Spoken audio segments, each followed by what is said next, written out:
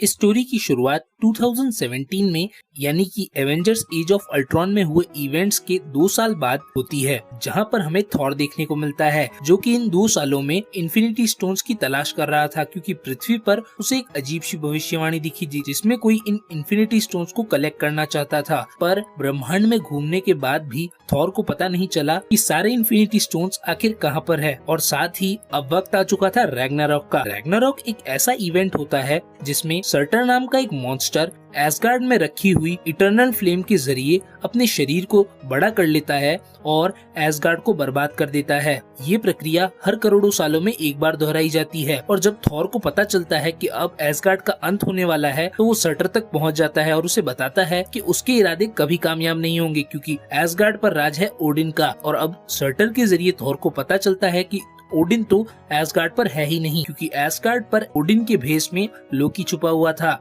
जिसे थॉर अब तक मरा हुआ समझ रहा था। थॉर को पता चलता है कि ओडिन एसगार्ड पर नहीं है तो वो सबसे पहले तो सर्टर को हरा देता है और उसकी खोपड़ी को अपने साथ लेकर एसगार्ड चला जाता है। और एसगार्ड पहुंचने पर उसे पता चलता है ओडिन के भेष में छुपे हुए लोकी ने एसगार्ड की पूरी काया पलट दी है, क्योंकि यहाँ पर बायफ्रॉस्ट पर हाइमडाल नहीं होता, पूरे ग्रह पर लोकी के चर्चे होते हैं और उसे एक शहीद का दर्जा दिया जाता है। और हाइमडाल की जगह स्कर्ज नाम का एक अय्याश इंसान होता है, क्योंकि लोकी जानता था कि हाइमडाल की आंखें इस ब्रह्मांड में छुपे हुए हर राज को देख सकती है, इसीलिए उसने हाइमडाल को उसके काम से निकाल दिया और हाइमडाल अब जंगलों में रहने लग रहा था। और अब थॉर सीधा लोकी के पास जाता है जो कि ओडिन के भेष में छुपा हुआ था और अय्याशियां कर रहा था, और थॉर उससे अपने असली रूप में आने के लिए मजबूर कर देता है। और थॉर लोकी से इन्वेस्टिगेट करता है कि आखिर उसके पिता ओडिन है कहाँ। अब इन्हें पता चलता है कि इनके पिता ओडिन थॉर और लोकी की माँ फ्रिगा की मौत के बाद से ही बहुत ज्यादा परेशान थे और इसीलिए वो पृथ्वी पर चले गए। अब थॉर और लोकी पृथ्वी पर चले जाते हैं, लेकिन जाने से पहले थॉर अपने दोस्त वॉलस्टैग और होगुन को बायफ्रॉस्ट की जिम्मेदारी सौंपता है और अपने दोस्त फांड्राल को एसगार्ड की सेना की जिम्मेदारी, ताकि अगर थॉर और लोकी की जाने के बाद एसगार्ड पर कोई मुसीबत आए तो ये लोग उससे निपट ले। और जब ये लोग धरती पर पहुंचते हैं, थॉर के भाई लोकी को डॉक्टर स्ट्रेंज एक पोर्टल में गायब कर देते हैं और यहाँ पर डॉक्टर स्ट्रेंज और थॉर पहली बार आपस में मिलते हैं। और क्योंकि डॉक्टर स्ट्रेंज धरती के नए सॉर्सरर सुप्रीम हैं, इसीलिए वो बहुत सारे राज जानते हैं। और डॉक्टर स्ट्रेंज ने लोकी को इसलिए गायब किया होता है क्योंकि लोकी की वजह से पृथ्वी पर पहले बहुत ज्यादा तबाही मच चुकी थी। और थॉर डॉक्टर स्ट्रेंज को बताता है कि लोकी और थॉर यहाँ पर उनके पिता ओडिन को ढूंढ रहे हैं। और यहाँ पर थॉर डॉक्टर स्ट्रेंज की मदद लेता है और डॉक्टर स्ट्रेंज उसे बताते हैं कि उसके पिता ने अपना अकेलापन खुद चुना है। और अब डॉक्टर स्ट्रेंज थॉर और लोकी को नॉर्वे में भेज देते हैं, जहाँ पर उनके पिता ओडिन इतने समय से रह रहे हैं।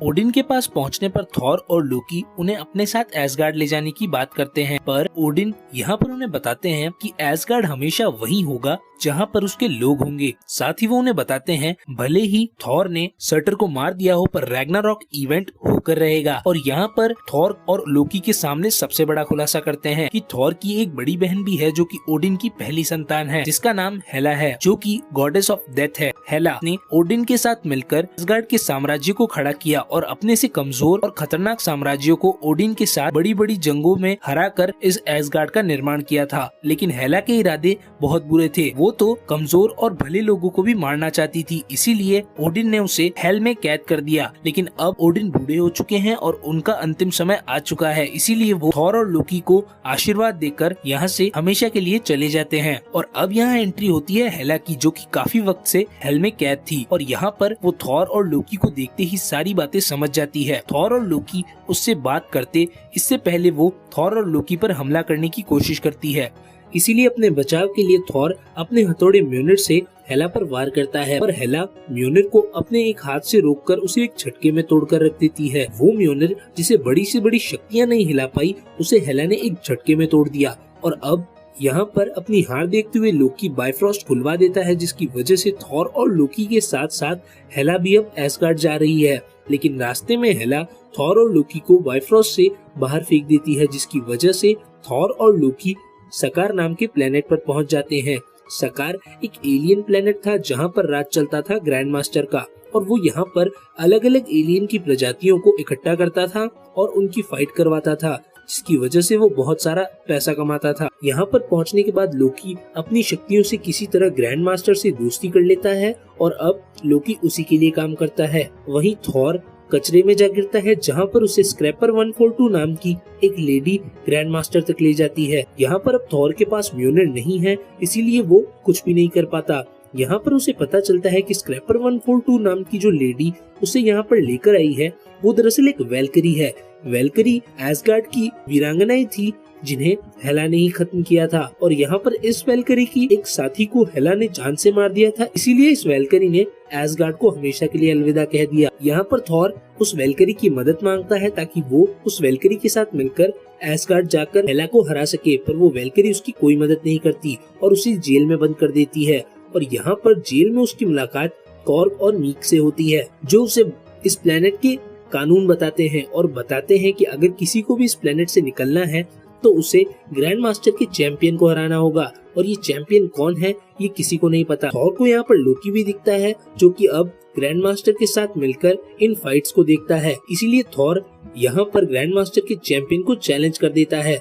दूसरी तरफ हमें हेला देखने को मिलती है, जो कि अब एसगार्ड पहुंच चुकी है। हेला को अपनी पावर्स एसगार्ड से मिलती है, इसलिए यहाँ पर आने पर वो और ज्यादा पावरफुल हो चुकी है। और एसगार्ड पहुंचने पर हेला थॉर के उन सारे दोस्तों को हरा देती है जो कि बाइफ्रॉस्ट के साथ साथ एसगार्ड की रक्षा कर रहे थे।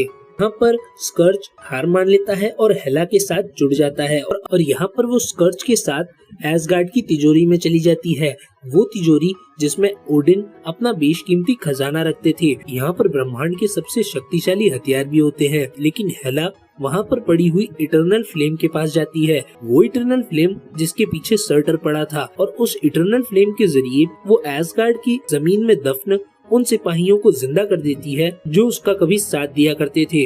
और अब उसने मुर्दों की एक फौज खड़ी कर ली है, और साथ ही उसने अपने पालतू जानवर को भी जिंदा कर दिया है, और अब इस सेना के साथ वो इस पूरे ब्रह्मांड पर कब्जा करने निकल पड़ती है। लेकिन जब वो लोग बाइफ्रॉस्ट की तरफ पहुंचते हैं तो उन्हें पता चलता है कि बाइफ्रॉस्ट को कंट्रोल करने वाली तलवार यहाँ पर मौजूद नहीं है। दरअसल उस तलवार को हाइमडाल ने चुरा लिया था, और अब हमें हाइमडाल देखने को मिलता है, जो कि उस तलवार को लेकर बचे कुचे एसगार्ड वासियों के साथ एक खास जगह छुप जाता है, और वो थॉर से संपर्क साधने की भी कोशिश करता है। और दूसरी तरफ हेला हाइमडाल के साथ साथ इन बच्चे कुछ एसगार्ड वासियों को भी ढूंढ रही है। दूसरी तरफ हमें थॉर देखने को मिलता है, जिसके बाल काटकर अब उसे ग्रैंड मास्टर के चैंपियन के सामने पेश किया जाता है, और जब उस चैंपियन की एंट्री होती है तो हमें पता चलता है कि ये चैंपियन और कोई नहीं बल्कि हल्क है, यानी कि ब्रूस बैनर। दरअसल जब 2 साल पहले यानी एवेंजर्स एज ऑफ अल्ट्रॉन में हल्क अल्ट्रॉन के सिपाहियों से लड़ रहा था, तब वो एक क्विनजेट में चला गया। उसके बाद क्विनजेट की मदद से इस प्लेनेट पर आकर फंस गया, जहाँ पर उससे फाइट्स करवाई जाती थी, इसीलिए हल्क यहीं पर रहने लग रहा था। यहाँ पर थॉर ब्रूस बैनर यानी हल्क से बात करने की कोशिश करता है, पर हल्क उसे नहीं पहचान पाता, और अब इन दोनों के बीच में एक जबरदस्त फाइट होती है। और यहाँ पर क्योंकि थॉर तूफान का देवता है, इसलिए अचानक उसमें बहुत सारी बिजली आ जाती है, जिसकी वजह से वो हल्क को हराने की कोशिश करता है, पर ग्रैंड मास्टर किसी को भी इस प्लेनेट से निकलने नहीं देना चाहता था, इसीलिए वो थॉर को एक झटका देकर बेहोश कर देता है और उसे हल्क के साथ अपना चैंपियन बना देता है और उसे हल्क के साथ ही रखता है।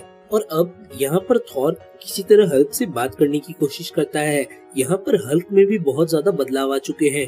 वो हल्क जो कभी किसी की नहीं सुनता था और सिर्फ मार धाड़ करना ही जानता था, अब वो थॉर की बात समझता है और उसे बताता है कि वो यहाँ पर एक क्विनजेट की मदद से आया, और अब थॉर और हल्क उस कैद से आजाद होकर उस क्विनजेट तक किसी तरह पहुँच जाते हैं। पर हल्क के साइज की वजह से वो क्विनजेट बर्बाद हो जाता है।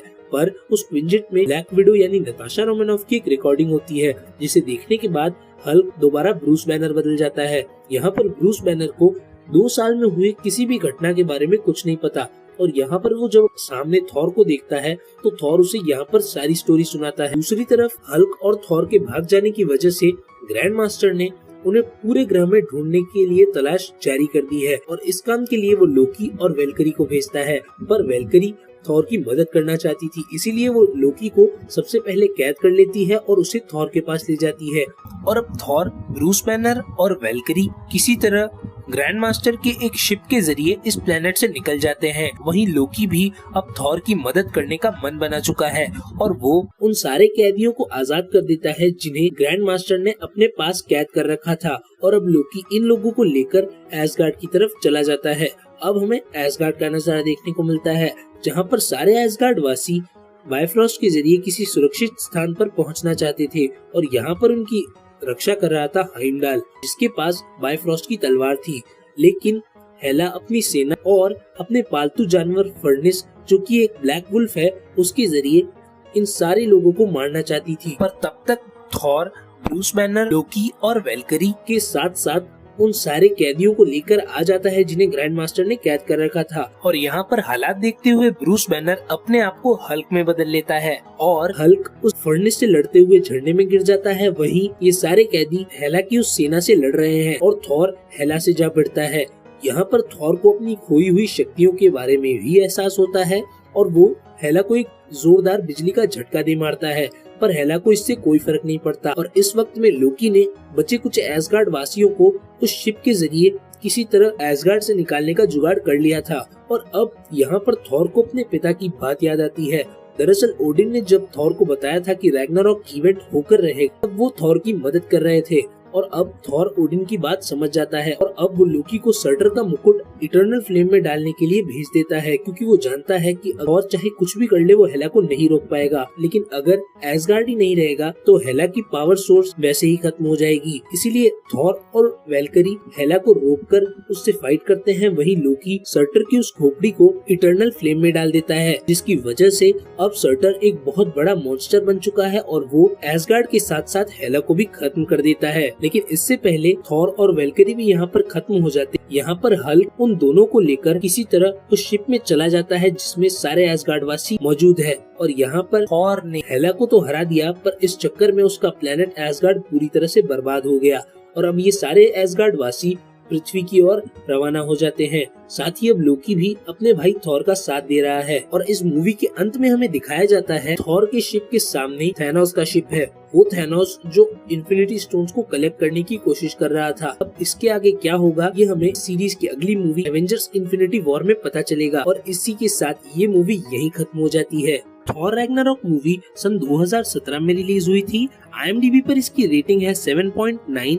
इस मूवी का बजट था $180 मिलियन और इस मूवी ने बॉक्स ऑफिस पर कमाई की थी $854 मिलियन की। So we hope you like this video and please subscribe this channel. Thanks for watching.